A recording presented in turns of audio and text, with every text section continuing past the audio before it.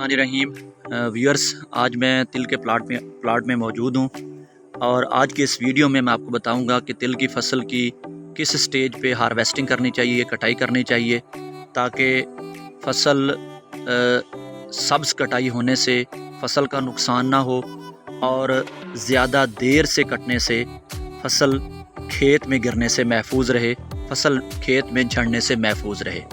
तो व्यूअर्स, एक चीज़ आप दोस्तों को क्लियर होनी चाहिए, ये पता होनी चाहिए कि तिल के पौधों के तिल की फसल को हम कब कटाई कर सकते हैं, किस वक्त तिल की फसल कटाई के लिए तैयार है।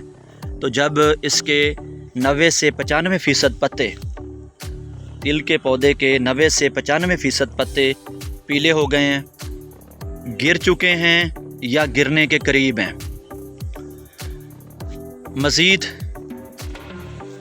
75% कैप्सूल, ये जो कैप्सूल हैं जो मैं आपको दिखा रहा हूँ, 75% कैप्सूल भूरे हो गए हैं, ब्राउन हो गए हैं और सिर्फ 25% कैप्सूल सब्ज़ हैं, तो ऐसी फसल कटाई के लिए तैयार है।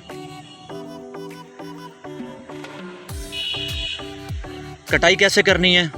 कोशिश ये करनी है कि कटाई के वक्त आप छोटे बंडल बनाएं और ऐसी जगह का इंतखाब करें, ऐसे पटड़ों का इंतखाब करें जो ऊंची हो, जहां पे बारिश का पानी खड़ा ना होता हो।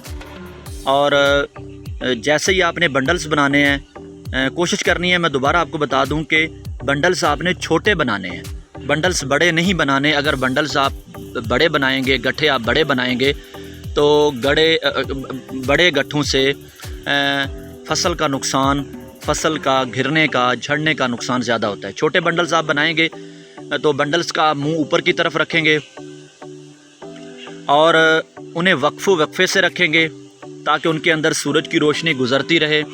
और जो 25% कैप्सूल सब्ज़ हैं, जो 25% कैप्सूल सब्ज़ हैं, वो उन पौधों से खुराक ले के वो भी पक सकें।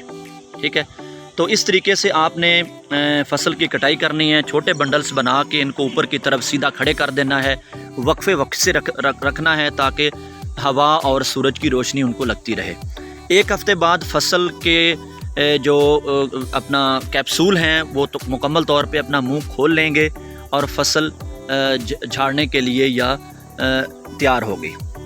तो एक चीज़ मैं और आपको बता दूं कि जब आपने कटाई करनी है, कटाई के बाद कीड़े इस फसल को बहुत ज़्यादा नुकसान करते हैं और बाज़ औक़ात तो ये देखा गया है कि सारी की सारी फसल में कैप्सूल के अंदर से तिली को निकाल के खा जाते हैं।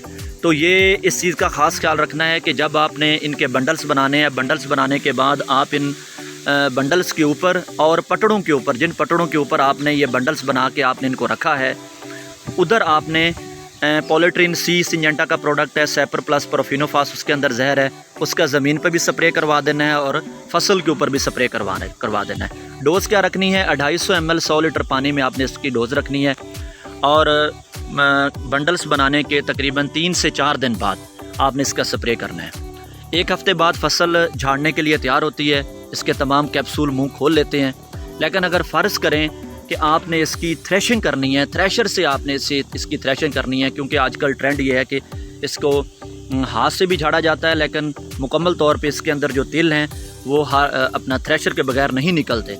तो थ्रेशिंग अगर फ़र्ज़ करें कि एक हफ़्ता गुज़र चुका है, आप उसे मुकम्मल तौर पे टाइम पे पहुंच के इसे झाड़ नहीं सके, तो आप एक दफ़ा दोबारा भी इसका कीड़ों से बचाने के लिए इसका स्प्रे करवा दें, पॉलीट्रीन सी का दोबारा स्प्रे करवा दें, ताकि वो जो टिड्डी है, जिसे आम ज़ुबान में काशकार टिड्डी कहते हैं, वैसे जो कीड़ा होता है, छोटे कीड़े होते हैं जो कि तिल को निकाल के खा जाते हैं, उससे फसल महफूज रहेगी।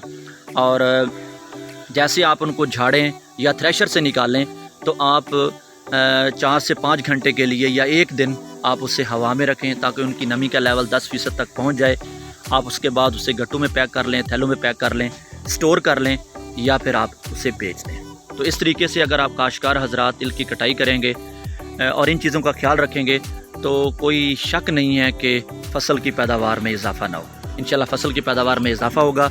व्यूअर्स, अगर आप दोस्त चाहते हैं कि हमारी पैदावार में इजाफ़ा हो और आपको जदीद टेक्नोलॉजी को मद्देनज़र रखते हुए नई से नई मालूमात मिलती रहें, जो आप सब दोस्तों की ख्वाहिश है, तो आप दोस्त चैनल को सब्सक्राइब करें, बेल आइकन दबा दें ताकि हर आने वाली वीडियो आप दोस्तों को मिलती रहे। बहुत शुक्रिया, थैंक यू, अल्लाह हाफ़िज़।